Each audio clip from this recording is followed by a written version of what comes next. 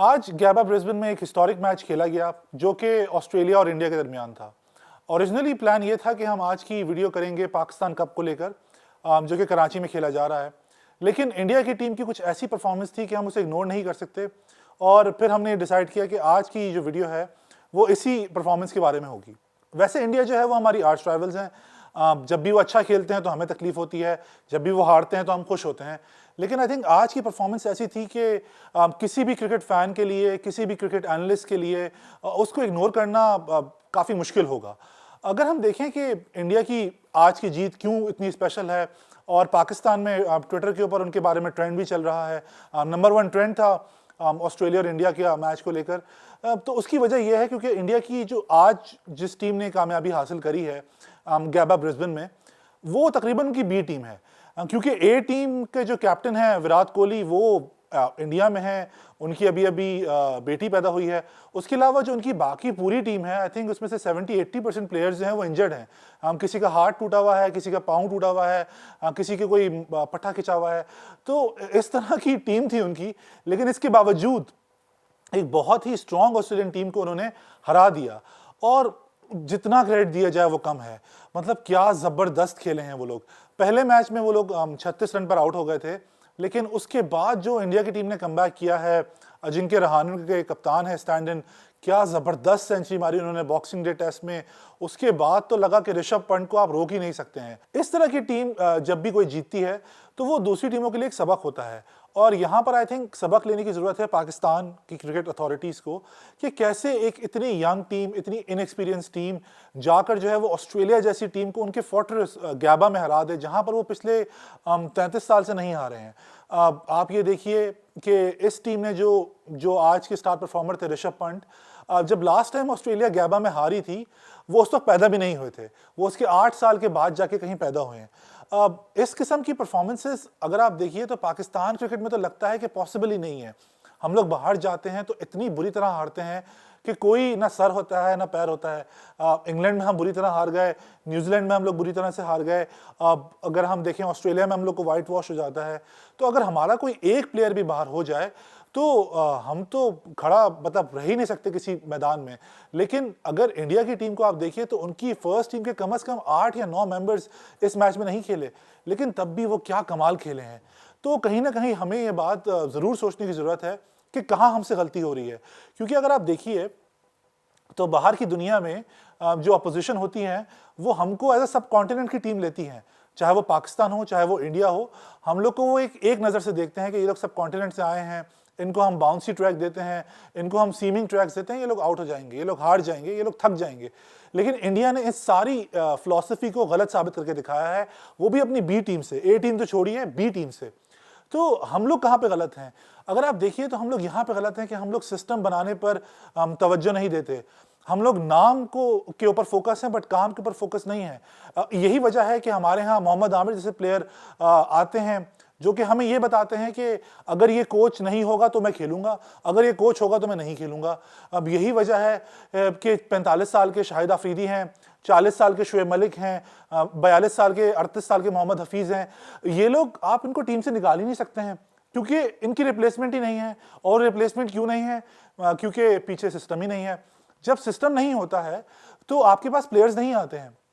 हमें ये लगता है एट टाइम्स हमारे यहाँ जो हमारे एक्स क्रिकेटर्स हैं, जिनको एक्चुअली फील्ड में होना चाहिए, जिनको एक्चुअली फील्ड में जाकर प्लेयर डेवलपमेंट के लिए काम करना चाहिए, वो हमें टीवी पे बैठ के ये बता रहे होते हैं, और बाज़ दफ़ा अपने यूट्यूब चैनल पर बैठ के हमें ये बता रहे होते हैं कि जी देखिए पाकिस्तान में टैलेंट बहुत है, बस सही लड़का आप सेलेक्ट कर लीजिए और फिर देखिए we can become the world beaters.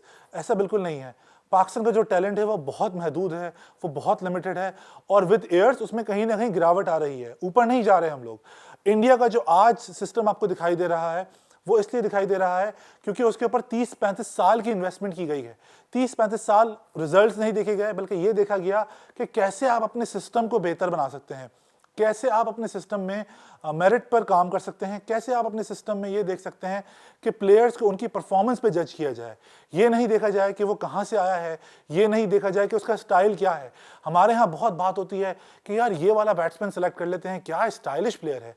अब आप इमेजिन करिए कि पाकिस्तान में ऋषभ पंत टाइप के प्लेयर हों, कोई हमारे पास ऐसा विकेट कीपर बैट्समैन हो, सही है, वो अगर हमारे पास हो तो आप यकीन मानिए कि उसको तो हम टीम में नहीं आने देंगे, क्योंकि हमें तो ये प्रॉब्लम होगी कि देखिए कितना बुरे तरीके से वो ड्राइव मारता है, कितने बुरे तरीके से वो पुल मारता है, वो जब पुल मारते हैं वो गिर जाते हैं।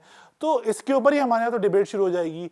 यही वजह थी कि फवाद आलम टाइप के प्लेयर जो हैं वो टीम में नहीं आ सके, क्योंकि उनके खड़े होने के अंदाज से लोगों को इख्तलाफ है। अब आप ये देखिए कि अभी अभी मोहम्मद वसीम साहब ने हमारी जो टीम सेलेक्ट करी है, उसमें एक बॉलर हैं ताबिश खान, 36 साल के हो गए हैं वो, उनकी 600 फर्स्ट क्लास विकेटें हैं। जब उनका प्राइम था तब हमने उनको रिजेक्ट किया, बार बार रिजेक्ट किया। क्यों रिजेक्ट किया इसका कोई जवाब नहीं है, लेकिन अब जब उनका तकरीबन करियर ख़त्म हो गया है तो हम उनको टीम में लेकर आ रहे हैं। बहुत मुश्किल होगा उनके लिए साउथ अफ्रीका के खिलाफ परफॉर्म करना, लेकिन अगर वो नहीं करते तो बस उनका करियर यहीं पर ही इख्तिताम पजीर हो जाएगा। तो आप जब ओवर द ईयर्स इस किस्म के डिसीजन लेते हैं तो कहीं ना कहीं वो आपको आके वापस आके हॉन्ट करते हैं। और आप ये भी देखिए कि इंडिया का जो बोर्ड है उनका स्ट्रक्चर कितना अच्छा है कि वो लोग अपने टोटल रेवेन्यू का 25% जो है वो प्लेयर्स की सैलरीज को ज़रूर देते हैं। मतलब वो प्लेयर्स को पैसे देने में बिल्कुल भी हिचकिचाते नहीं है। यही वजह है कि वहाँ पे जो प्लेयर्स हैं वो लोग फाइनेंशियली इंडिपेंडेंट हैं, वो लोग फाइनेंशियली स्टेबल हैं, और इसी वजह से वो लोग अपनी क्रिकेट को फोकस करते हैं। उनकी जो रणजी ट्रॉफी होती है उसमें सारे अच्छे प्लेयर्स खेलते हैं। आपको कहीं नहीं दिखेगा कि उनके कोई प्लेयर्स जो हैं वो बाहर की लीग्स खेलने चले गए हैं, वो जो है जी वो T10 लीग खेल रहे हैं। अभी मैं सुन रहा हूँ कि खबरें आ रही हैं कि मोहम्मद हफीज़ जो हैं वो कंफ्यूज हैं ये देख कर के वो T10 लीग खेलें या वो पाकिस्तान के लिए खेलें।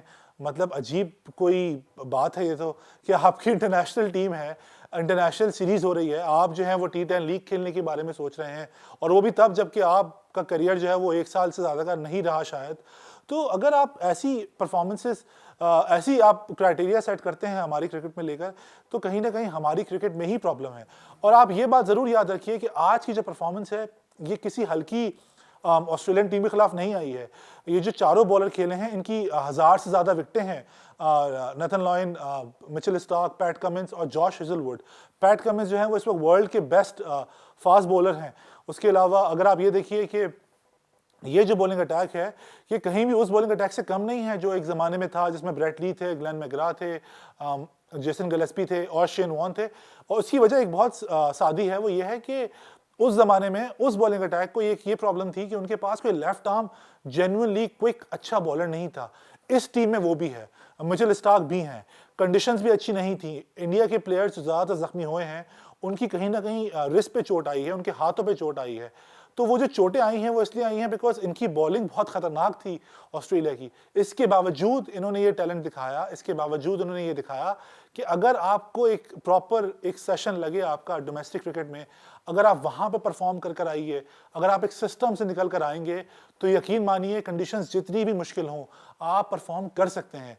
तो हमारा अब आई थिंक पाकिस्तान क्रिकेट को इससे ये सबक सीखना चाहिए कि कहीं ना कहीं हमें अब सिस्टम पर काम करना है, हमें नाम पे काम नहीं करना। बिकॉज नाम तो आते जाते रहेंगे, मोहम्मद आमिर चले जाएंगे, शाहिद अफरीदी चले जाएंगे, शुएब मलिक चले जाएंगे, मोहम्मद हफीज़ चले जाएंगे, कल को बाबर आजम भी चले जाएंगे। लेकिन हमारा काम जो होना चाहिए वो ये होना चाहिए कि हम अपने सिस्टम पर इस तरह काम करें कि कहीं पर भी प्लेयर्स जब गिरें, कहीं पर भी जब टीम गिरे, तो पीछे की लॉट ऐसी हो कि वो इस टीम को रिप्लेस कर सके। अब आप देखिए कि आज जो सीरीज हारी है ऑस्ट्रेलिया, अब तो ऐसा ज़रूर है कि इसके बाद चेंजेस होंगी, इसके बाद ज़रूर कहीं ना कहीं ऐसी चेंजेस होंगी कि आपको लगेगा कि यार ये बहुत बड़ी चेंज है, उनकी कप्तानी जा सकती है कैप्टन की, टिम पेन की। लेकिन इसके बावजूद आप ये ज़रूर देखेंगे कि अब से 2 साल के बाद यही ऑस्ट्रेलिया की टीम जो है वो इंडिया की टीम को अपने घर में बुला के वाइट वॉश कर देगी, या इंग्लैंड की टीम को घर पे बुला के वाइट वॉश कर देगी, या न्यूजीलैंड की टीम को वाइट वॉश कर देगी। वो यूं होगा कि उनका सिस्टम इतना अच्छा है कि पीछे से प्लेयर्स ऐसे आ रहे होंगे कि जो जा रहे हैं उनकी एक बहुत ही अच्छी रिप्लेसमेंट बन रही होगी। तो जब तक आप सिस्टम पे काम नहीं करेंगे, कहीं पर भी आपकी क्रिकेट जो है वो विद द वर्ल्ड्स बेस्ट आप compete नहीं कर सकते। बिकॉज वो ज़माना गया जब आप सिर्फ टैलेंट के ऊपर बात कर सकते थे। अब आपको टैलेंट को निखारना पड़ेगा, अब आपको प्लेयर डेवलपमेंट की तरफ जाना पड़ेगा, वरना अभी तो आप 6ठे नंबर पर हैं, 7वें नंबर पर हैं। कहीं ऐसा ना हो कि थोड़े अरसे के बाद जो है वो अफगानिस्तान की टीम जो है वो आपसे बेहतर हो जाए।